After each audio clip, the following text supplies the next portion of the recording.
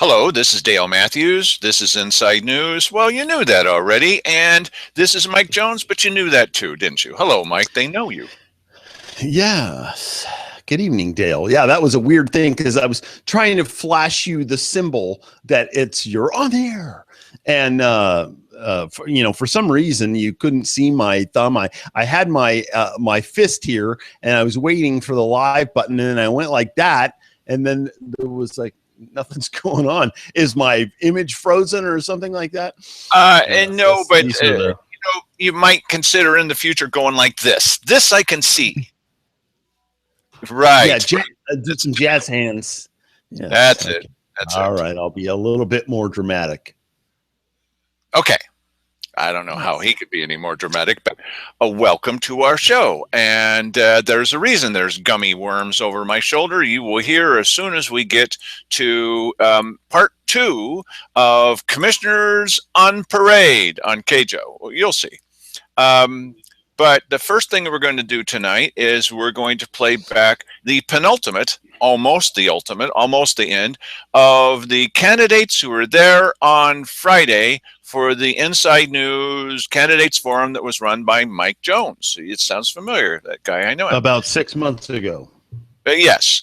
And tonight it's Ron Smith. He was going to be last, but then it turned out that Lily Morgan showed up. And, well, you'll want to listen to the very first part of this. Okay, here we go. Ron Smith. Ron? It looks like we're down to the last one here, and that is Ronald A. Smith. And I heard word, I got a message that Lily Morgan was on her way, but oh, you made it. Okay. Do you want to stick with your going last thing there? Or, no, I'm not going to wait for her. She may get detained. Okay. All right. Hey, thank you all for coming tonight. My name is Ronald A. Smith, and contrary to popular rumor, Raymond and I are not brothers or cousins. I think Dale and him are. I was born in Grants Pass. My family homesteaded in the Illinois Valley over 100 years ago. I think our biggest problems are 3 things. We need a healthy economy, a healthy community, and a healthy forest. I think it's awful odd that we've had all these commissioners stand up here tonight and not one of them mentioned 67% of our land, the national forest. That's really traditionally and historically where our economies come from. I've been involved in this community for a long time. I was a former national member of the National Policy Board for People for the USA. I was the president of the local chapter of People for the USA right here in the Illinois Valley. I was voted Citizen of the Year by the Illinois Valley Cave Junction Chamber of Commerce for my work with the People for the USA. I think that we need a healthy economy, and the way we're going to do that, government is not the one that creates economy. What the government needs to do is get out of the way. We need to streamline the process, cut the government red tape, and invite business people into our community. So far, what I've seen from the county is they're anti-business. They're over-regulating, and it's much easier to get something done in Douglas County or Josephine County than it is Douglas County or Jackson County than it is Josephine County because of our planning process. So a healthy economy goes a long ways to alleviate a lot of our problems. We have a serious problem with drugs and crime in our community. We need a healthy community. A healthy economy will go a long ways to solving that drug and that homeless problem. So, and I think we need a healthy forest. We're in a dreadful place with our forests right now. Our forests are in a state that there is catastrophic wildfire waiting to happen. So if we'll focus on our healthy economy, a healthy community, and a healthy forest, I think we will be well on our way to a healthy Josephine County. Josephine County is a great place to live, absolutely beautiful. We produced natural resources in the county for over 150 years, and we still have this great natural beauty. We still have it here. We can continue to produce these natural resources. Our timber resources are unutilized in this area. We don't produce. Traditionally and historically, we funded all of our county with the O&C receipts.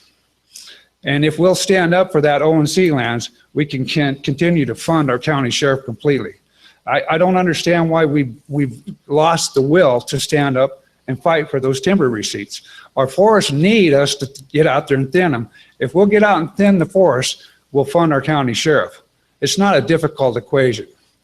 I think that Josephine County is absolutely the greatest place in the world to live. I think that our young people need to be able to do more than just survive economically.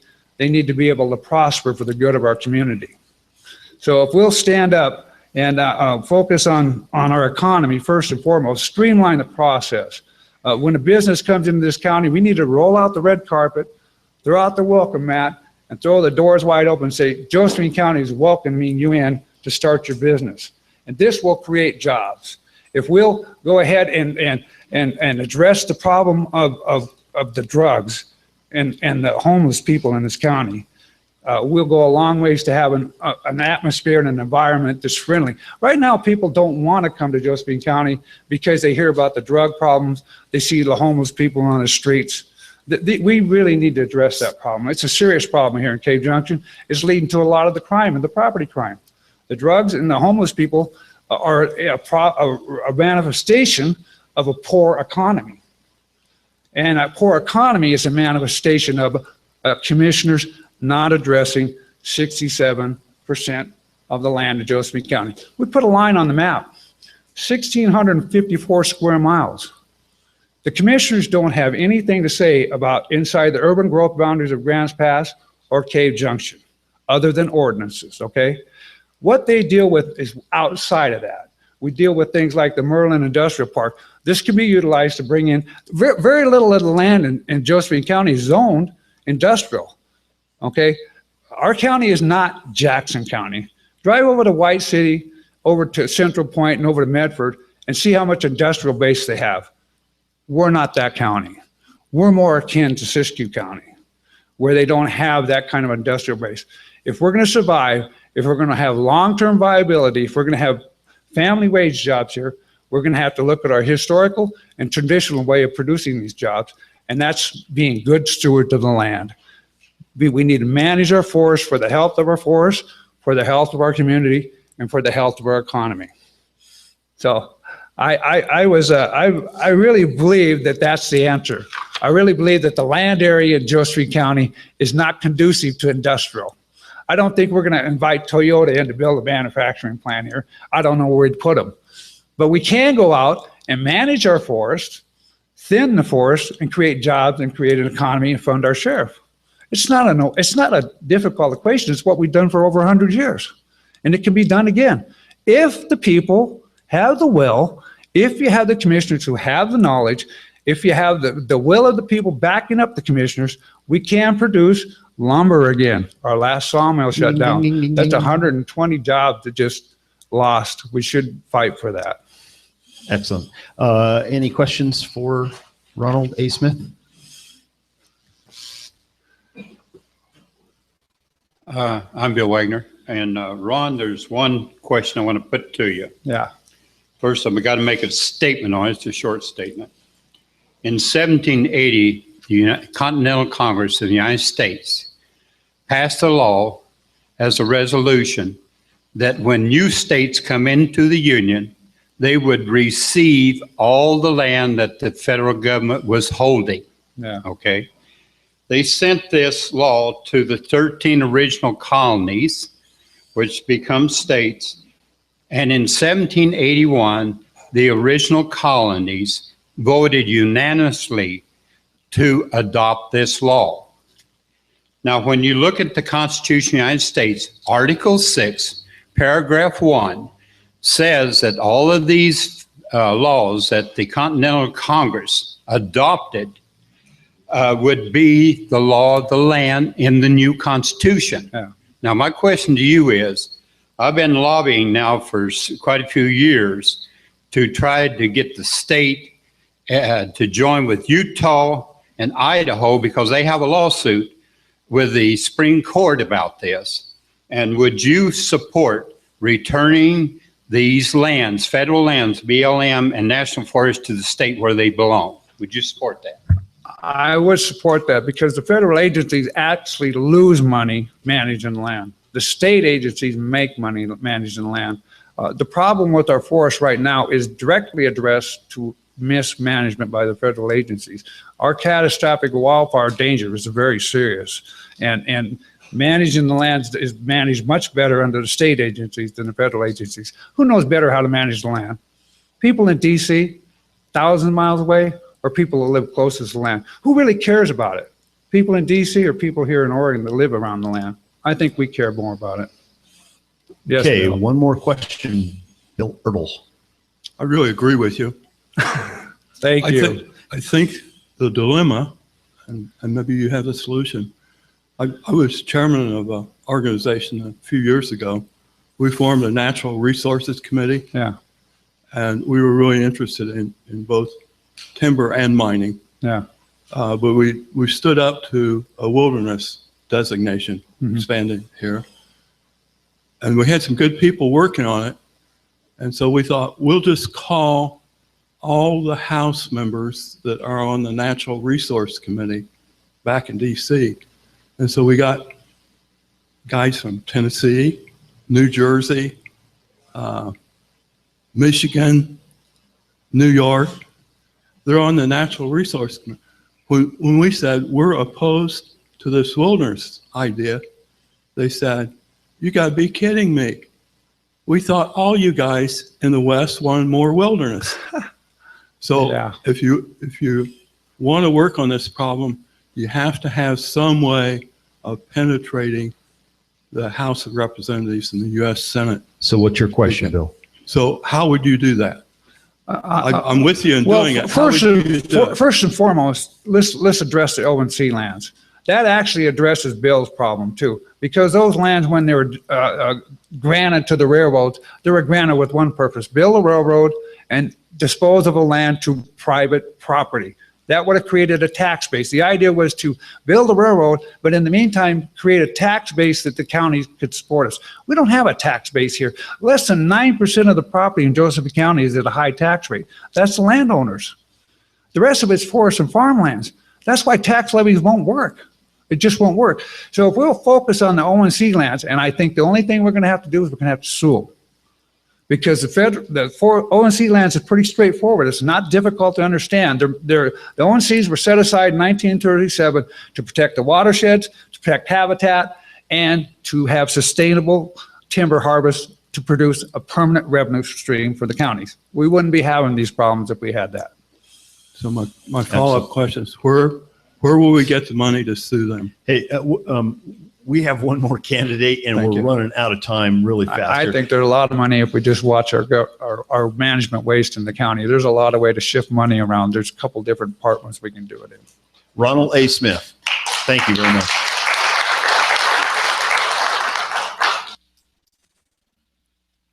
I did try to make that picture as bright as I possibly could, and you see that his white shirt was, if I made it any brighter, it would be radioactive. So, yeah, sorry about that. I did the best that I could. Nice audio, Mike.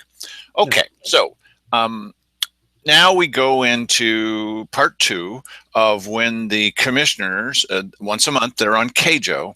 By the way, about KAJO.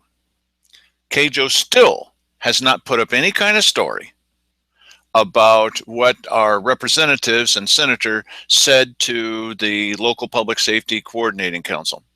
Yeah, I'm a little surprised about that because, I mean, Carl Wilson owns the place, so you would think that they would cover that, and it's I can't imagine him consciously not wanting the news of that covered just for some reason it wasn't. Was there anybody the only one making the decision there? But no, and there was right, nobody there from KAJO that I can see. And this bad news about the governor coming down and taking over probably really irritates a number of people, including some of the people at KAJO. It's not even a story to them. Yeah, well, yeah, it's a big story, and the commissioners ignoring their advice, that's the biggest story. And that really ought to be front page. That the was there anybody from KAJO or the Courier in the little back room yesterday? No. No, Yeah, we were the that's- only media there. Hmm. And there the commissioners were. We predicted this on this show. The commissioner said, "Oh, well, yeah, we really don't need those guys." Although they had said before, "Yes, we do." Well, what else do you expect from them? I mean, of course they're going to turn around and lie about it. That's lying. That's lying. That's not I exaggerating. can't wait to see that video. You know? Oh, brother. Well, there's a little problem with that video. Hmm. I had battery problems that day, wouldn't you know it? But there's an audio recording. But yeah, I had battery problems. I have since solved those problems. Right. We can you know, we could pull the audio, and I mean, because obviously the tail is in what they said, and certainly we could play that portion of it because you know, Also, I we've got think a that's pretty very good important. People ought to reputation. know. We got a pretty good reputation for telling people what actually happened. And so many times we've said this happened and play the tape, this happened and play the tape.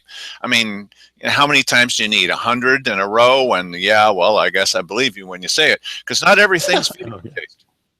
Yeah.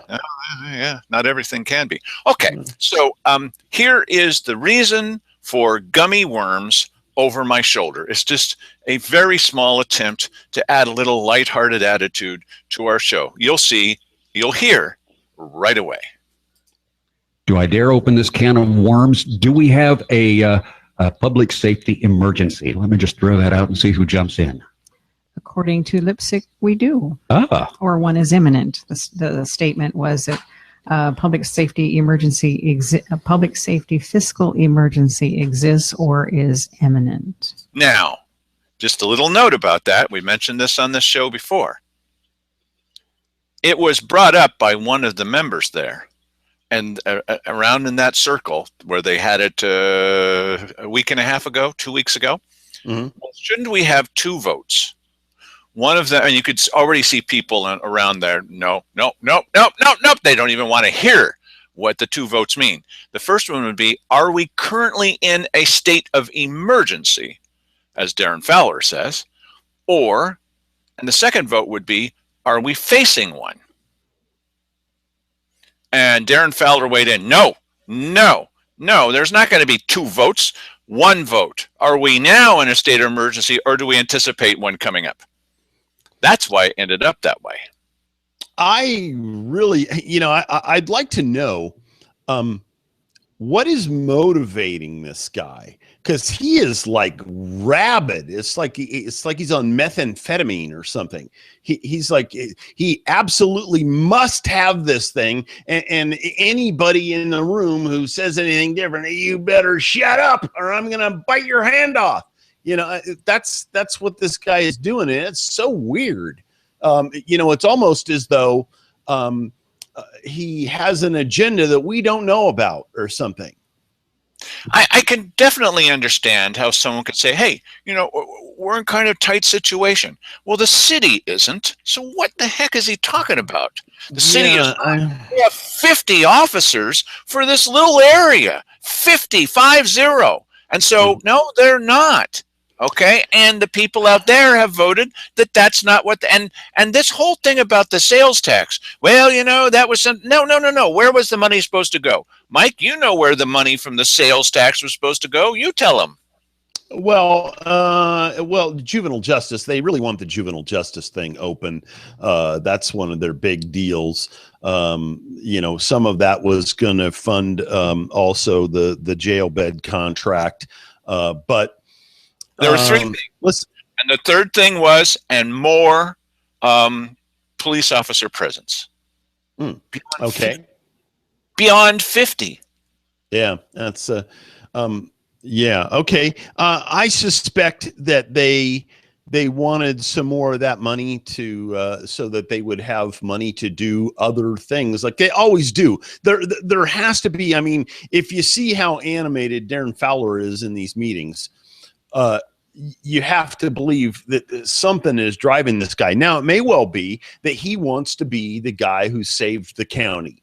You know, and if it weren't for me pushing those guys, they wouldn't have done this thing. So it was me, and I know these politicians, they're after that all the time. They're after, some sort of a legacy situation, and maybe that's it.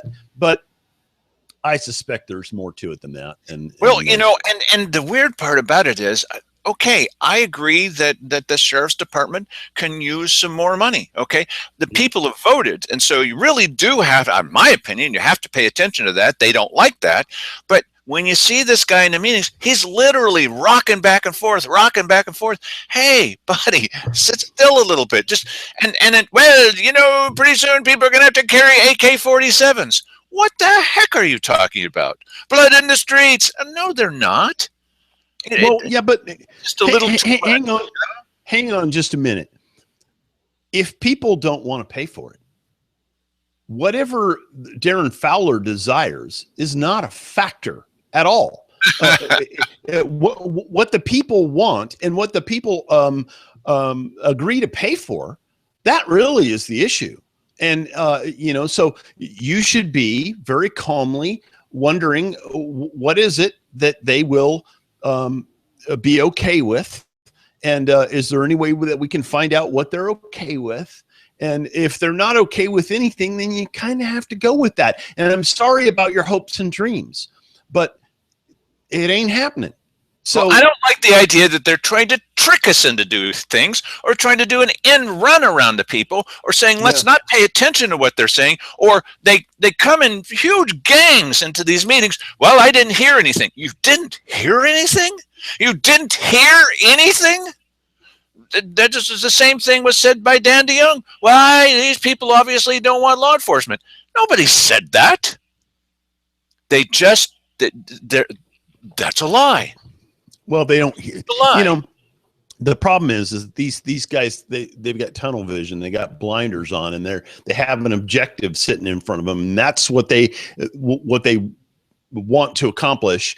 And they don't care. I mean, sitting through these meetings is just something that you do on the way to me achieving my goal. And that's really the wrong attitude to have if you're going to be in there. But my little niece and nephew used to always pick pizza. What would you like for dinner? Pizza. What would you like for dinner? Pizza. Okay, we're going to have chicken tonight. Pizza? No. Chicken. Chicken pizza? No. Pizza. Chicken. Oh, but we want pizza. Pizza. Hey, no, pizza's off the table. Okay, when are we going to have the pizza? I mean, we're going to have it tonight, right? Yes. Right. It's off the table. Yeah, that's where they're at. So. No, if we're not going to have pizza, I'm not going to eat. I would have. Okay. I hope that this is sending a message to voters who are watching this whole thing roll out, that the problem isn't the situation we're in. The problem is these people who are trying to inject their will into the process and ignore yours. That's what the problem is. It's much more than it was. I didn't think it could get worse, but this is worse. Now it's a battle for who's actually going to control everything. And as Rika Brown said, we elected you to be our, what was the word she said? We elected you to rule us. No, we didn't. That's what these characters want to do. Yeah. Wow. And sadly, I'm sorry. Voted unanimously. Apparently, I understand they're going to be meeting probably tomorrow, I think, with the state legislators, because those are that's another group of individuals that would have to be consulted and advise on. So they'll be meeting with them tomorrow. And I think the person to talk about that more might be Keith, because he is a member of that committee. Now, Keith has been here the whole time, folks, and we're going to hear from him again, I'm sure. You sit on the committee. You represent the county on Lipsick. Let's expand that. Lipsick, we have so many acronyms around. That's law. I'm not even sure I can tell you. Law enforcement. Local Public Safety Coordinating Committee. And Local Public Safety Coordinating Council, whatever. But yeah, this guy doesn't know, so whatever. That committee is the county sheriff, represented by the DA's office is represented, the county is represented, juvenile justice is represented, the state troopers, is represented. The city is represented. Did I leave anyone out? Oh, Judiciary is there. Judge Baker sits there. Yeah, it's all the people involved in that whole spectrum of work.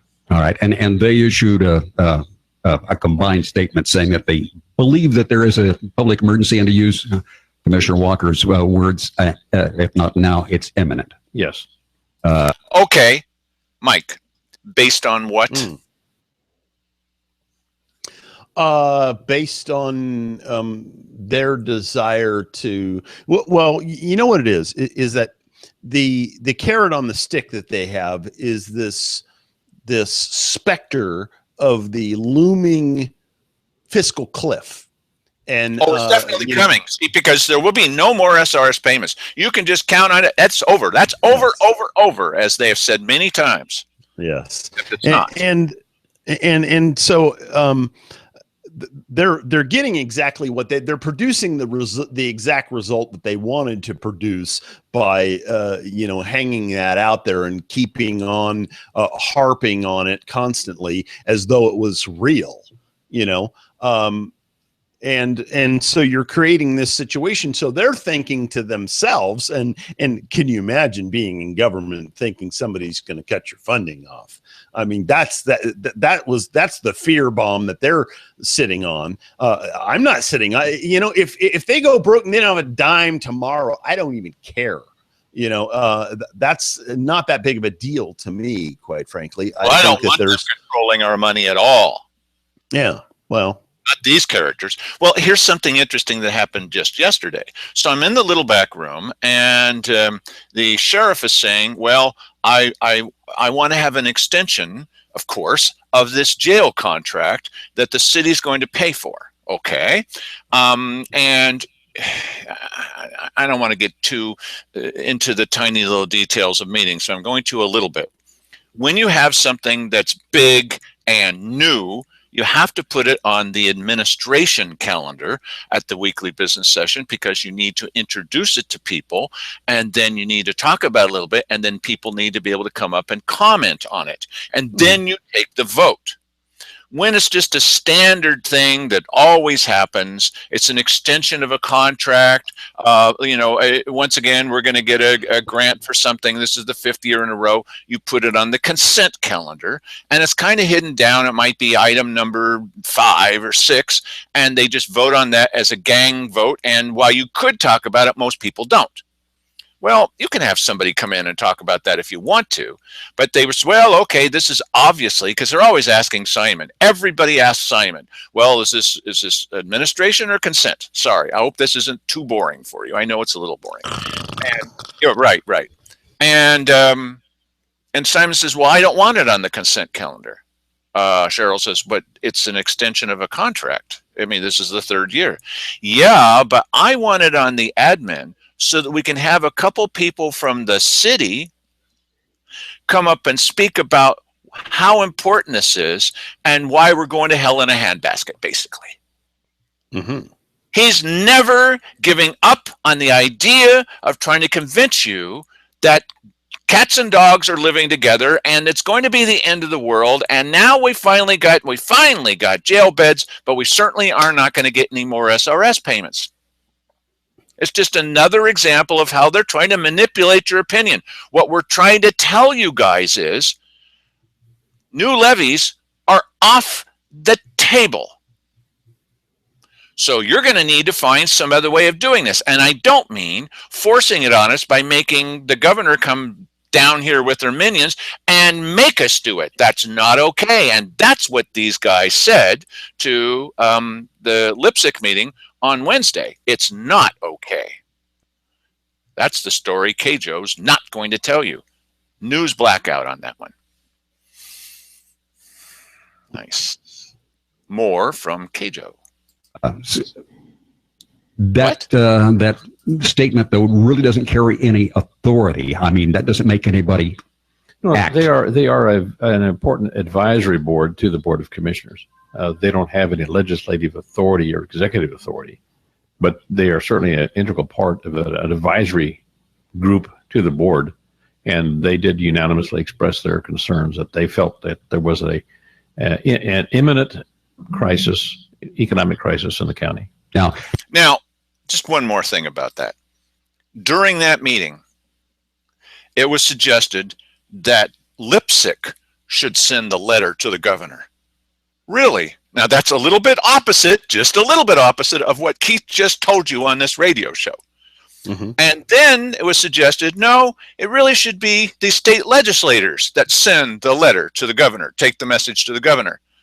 And these guys said, we're not going to. So now what is the new rule? The new rule is, well, we didn't mean Lipsick. No, we didn't even say that. You could get Wally Hicks to swear that it was never on tape. And we didn't say that it was going to be the legislators. We said that we were going to do it ourselves. And these are just advisors. They cannot get their story straight, Mike. Well, shocking. Well, you know what? I think that they were trying their damnedest to get out of being the ones who do this. In other words, they could say, well, you know, Lipsick did that. We didn't do it, you know, and that way they don't have to deal with the repercussions of this thing all going to hell in the handbasket. You know, I think that's their biggest concern right now, is dodging that bullet when it comes. And but if the only way that they can have it is for them to unilaterally make a judgment, they'll do it. There are actually people out in the community, and you've seen this on Facebook, that said, oh, absolutely, governor should come down here and do that. In fact, do more. Especially, we can't trust these people with a vote. I mean, they're idiots. They're fools. And we should not have these votes about this. The head of SOS said that. That's Jay Meredith, who's also the city's finance director. The mayor has said this. We can't trust this to the people. They're not making the right decision, according to the mayor and SOS. They're not making the right decision. We must stop the American process of voting. That's what's at stake. Ooh, I just got excited there. Wait, not that kind of excited. I meant politically excited. We must stop this because people are not voting the right direction. Hey, there's your imperial leadership. Yeah. That's what's at stake. Did that statement actually urge the commission to ask the state for an emergency declaration? That was the intent. I don't know if they worded that exactly that way, but that was the purpose of it. I mean, the commissioners have to make a decision one way or the other. Do we appeal to the governor to intervene, or do we not? And Lipsick's suggestion was, yes, they believe that we should. All right. Since they have suggested that, I know that the commissioners have talked about that. Do we have a unified situation or a unified consensus of opinion on whether we are going to ask for one, or? We're still waiting for more information. We sent a letter. Okay. Mike, what does that mean? Well, that meeting took place prior to the legislators showing up, which they were probably hoping that the legislators would come in and say, yeah, we'll carry that ball. And so we're still waiting for more information. Yeah, they're not waiting From for home. information. And what kind of information are we talking about? You know, she's going to rely very heavily on the 911 board, of which she is a member, and also appointed her husband as a member, stuffing the 911 board with her and her husband. And they're going to rely on them to bring forward brand new information that's going to finally prove everything they've ever said. Yeah, and as I've said before, they better be very, very careful about how they proceed, because that's some shaky ground. You know, we were there last year when the sheriff came in and did a presentation with Harry Mack and Roy Lindsay came in and did a presentation, of which the sheriff was a participating member, in which they tried to indicate that crime was up 850% in Cave Junction. Now, if you take a 4-day period and you compare it to the last year when there was no crime, and this year there was a certain number of crimes that adds up to 850% more, then you can say that crime was up in this time period 850% over the previous year. And deceptive. Yeah, it is deceptive, and these are the same kinds of things that they want to do. However, it should be noted that even if they do such creative, number conjuring for the city of Cave Junction, that won't make much more than about a 2% difference in the overall year-to-year county numbers.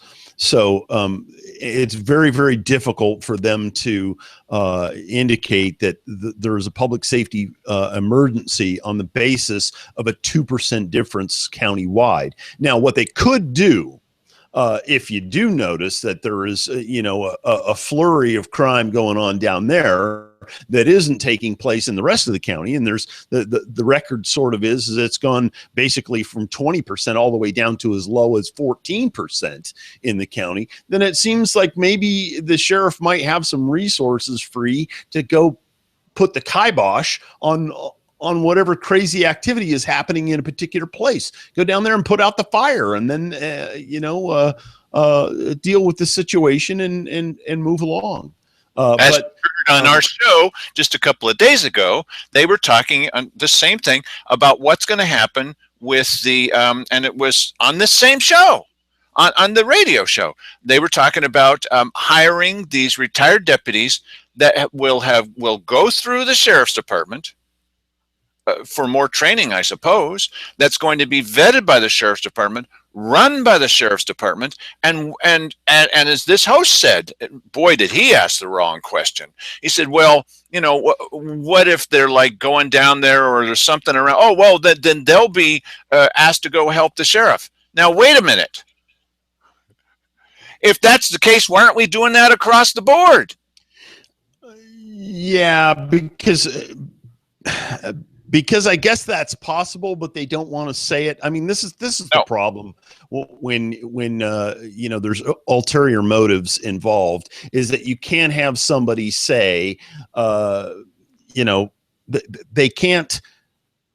They have to withhold the truth somehow in order to reach the goal on their agenda, and it's that's the problem that we have, and that's why we just need to clean house. Just need to clean these people out. And then we need to have the corruption watch, where we're watching for somebody to step out of line so we can either kick them back in. And now you're stepping off into, the dangerous territory there. Get back in line. You either have to do that, or you have to say, okay, well, that guy's next on your, removal that's when list. You have the head of Veterans Affairs come in and tell you right to your face with a camera running that she was encouraging the old dears in the retirement homes and going around during her business hours telling them that if they didn't vote for that levy, that they might not have a Veterans Service office anymore. Yeah. That's the point at which you say, you know what? I'm not even going to give you a second chance. Get out. You are fired right now for lying to those old folks. And listen, stuff like that and these other, local government people, staff member people who are involved in this pushing for levies, that's really all you need to know about this situation, that it is the money that they want is not strictly for the purpose of law enforcement. If all of the money coming in was going to go to the sheriff, they wouldn't care at all about it, because these people don't care at all about public safety. What they care about is money pouring into government so they can continue expanding their own salaries, their own benefits, and the staff that resides underneath them.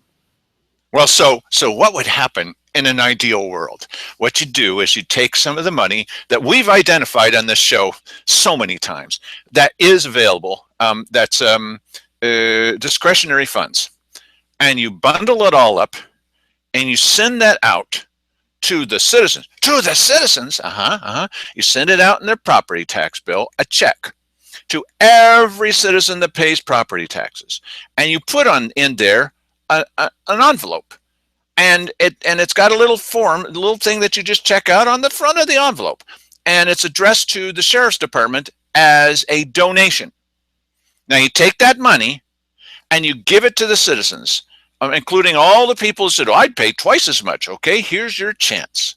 And then you say, and this you don't need a poll for this, because this is where they've got even millionaires. So I got a check for $25 in my hands. I'm not going to let go of that. And you say to them, you can return that directly to the sheriff. No ISF, Internal Services Fund.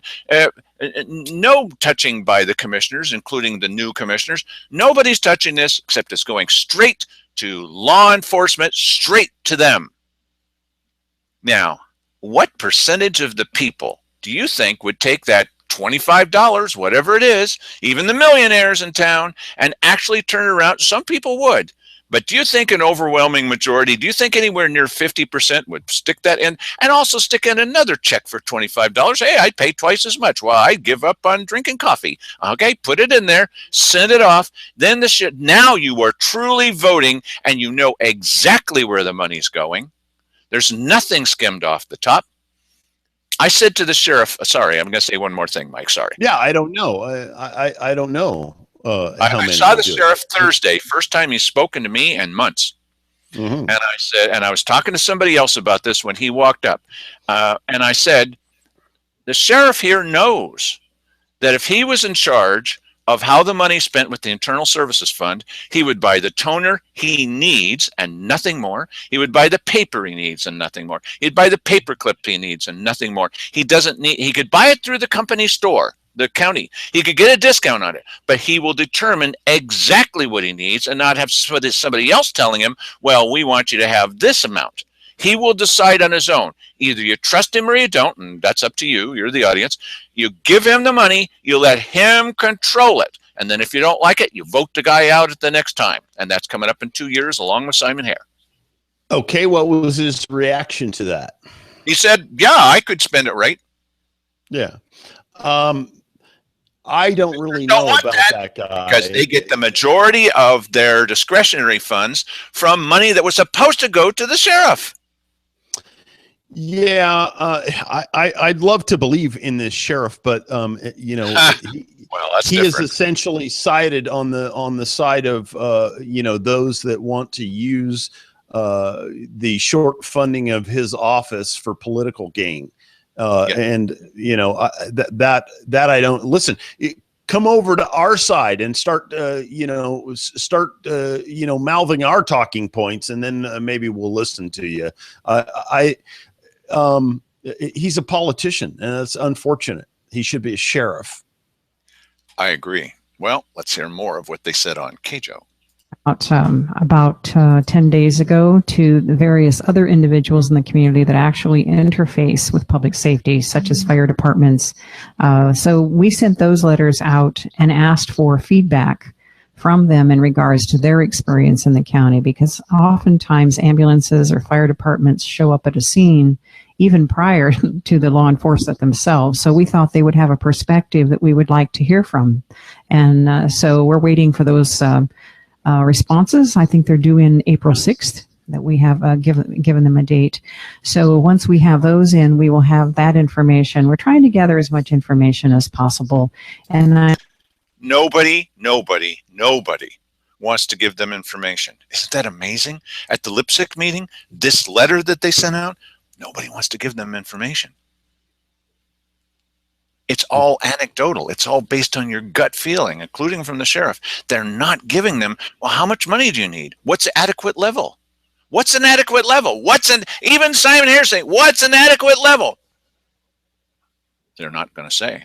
They're mute on this subject. Yeah. Well, shocking. I know Commissioner Heck actually sent out a request to a lot of the constituents asking for feedback as well. Yeah, a lot of constituents. So we're trying to leave no stone unturned, so to speak, to get information. And then after we have as much as we can get, you'll never have all the information, never, but you can get as much as possible for those people that are involved in the issues. All right. How many dollars were Yeah, Mike, have you gotten your letter yet from Keith Eck? No, I haven't. And I just, you notice how she never tells you what this information relates to or what it is or anything about the information she's talking about. She just throws it out there as though it is something when all it is a word, information. Well, it's very similar to what's going to happen on the Courier candidate night. They get in all of these requests written down on a piece of paper on a card, 3x5 card, and they throw more than half of them away and then ask the questions they want to ask. That's what's going to happen here. If they get any dissenting information at all, this is why they're not even bothering to ask us. I mean, what do we care? What do we count, right? Not the people. Give me a break. You heard that at the end of the Lipsick meeting. Well, this isn't for... And even Stuart Senate said, well, why can't we give them any information? Says Darren Fowler. There's your answer. Yeah. They're not going to want any information from voters or maybe from people who have the statistics. We have the statistics. They just don't like them. Not going to happen. Yeah. We're really talking about, as I understand it, there are matching funds. The state would put up a certain amount and the county would have to match that. And I thought I've heard a statement. In fact, I think it was Commissioner Hare who was quoted as saying that we might not have to come up with any more dollars other than what we have to match. Now, it's important, the order of that. I know I keep stopping this. It's important, the order. This guy just deviated off of the script. He just said, the state gives us so much and we have to match that. That's a really important distinction than what the commissioners have been saying. We put up a certain amount and the state will match us. As we've heard at the two Lipsick meetings, that's not even part of the bill. That's not part of this is what the two reps and the one state representative, the state senator were saying. We don't know. This guy just said the state puts up a certain amount of money and then we have to match what they put up. That's an important distinction, buddy. Yeah, it is.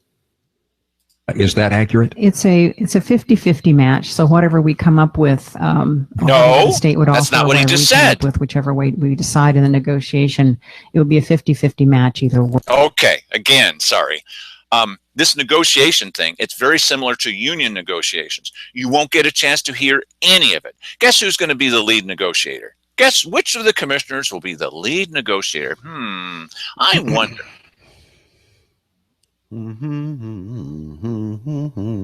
Cheryl Walker. Yes, that's what I And you're not going to hear anything about the negotiations. Okay. My contention is that, and I think Judge Baker, I think she was quoted as saying the same thing, is that I don't think that the governor is going to make any offer of any support if we don't have a plan to support ourselves coming out of this when it's over in 18 months. So whatever that decision is, they're going to want us to have that plan. They're not going to give us money for 18 months and we'll be right back where we are today. All right. Okay, what does that tell you? Waving your hand in the background there. So the original... Go. Yeah, I mean, what does that tell you? That means that they've got a levy or some sort of a way of taxing you in the pipeline. That's right. They know that they're going to have to meet some bar, and guess who's going to do that? Not them, you. I got a couple of candidates that are not happy with me, and that they've said to me that they don't want a levy right now, but they might be able to see one in about a year and a half. It's just a coincidence that SOS says in about a year and a half, they'd like to put a levy on the ballot. A couple of candidates say in about a year and a half, they might consider a levy. This thing is supposed to last for a year and a half. What do you all think is on the other side of that bridge to nowhere? A levy. Yeah, but you know what? At the Lipsick meeting there, and Carl Wilson was saying there last night, it may take you 18 months to hammer out the details of this. This money is not coming anytime soon. Right. Not what they wanted to hear. Well, sorry, that you didn't want to know what the truth is. But now here's a little indication of what the strategy is, regardless of what these guys said. Now we're going to need to have something. What's the landing zone going to be? What's the other side of the bridge going to be? Okay, so Cheryl Walker and Simon Hare say, Governor, we need to have this. And it's backed up by those super influential people from SOS who lose every vote, and Jay Meredith and the mayor. Why, it's a chaos situation. And the guy out in the Illinois Valley that says it's currently right now a war zone. Okay, so you get that kind of hysterical hyperbole, and the governor listens to some of that instead of reading the letter that the candidates sent to her. Okay. That they signed and I sent, whatever. Okay, and so the plan is, well, okay, while the governor's working out the details and we're negotiating in the background in your best interest, even though we're on our way out, right, that's what you're doing. Why, we need to now set up the infrastructure for what to do on the other side. And guess what that is? Gee, I wonder what that could be. Well, how about a levy? Yeah, well, and what it'll be is that, listen, time is short. If you don't pass this levy, we get nothing, and it's going to be chaos in the streets. That's the way they sell that. And it'll be your fault for not getting us those matching funds, because these terrible people who have been leading this idea that the voters get to choose. Why, already we know we can't trust the voters with this kind of decision because we know best, because we're the commissioners, we're the imperial court, and you're just plebes. You don't know what you're doing. You obviously see they've come to the conclusion that we're all insane. Mm-hmm. And because we're insane, they're justified in doing anything at all. I wonder if that's how crazy people see the world, that they're the only sane ones and everyone else is bonkers. I know I've used this example before, but when I first came here, there was that poor guy that was driving the wrong way on 6th Street. Happens all the time. And honking and angry. All the people that were going in the wrong direction. It wasn't Keith Heck, but it could have been. And he was just so angry with them. And the police came and he was yelling at them. Everybody's going the wrong direction. Yeah. Now, go figure. Even the arrows on the street are pointing in the wrong direction. Everybody's insane but me. Yeah. I don't think I want to end the show with that quote. Thanks anyway.